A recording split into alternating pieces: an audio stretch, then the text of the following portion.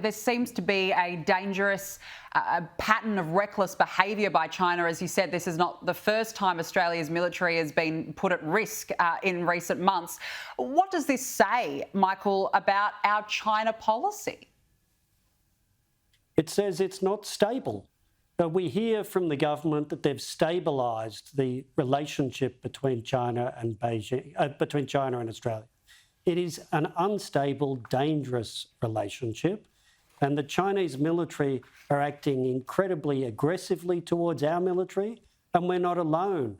Probably even today, the Chinese military have done similar things to the Philippines military. They've done it to the Canadians, the Vietnamese, the Americans, everybody they bump into.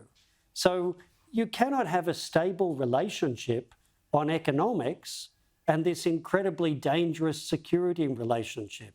It's a schizophrenic policy from the government, and they know it's not working. Yes, schizophrenic, that's such a great way to put it. Michael, you wrote in The Australian, under Labor's plan, our military will become less capable and less powerful between now and 2034.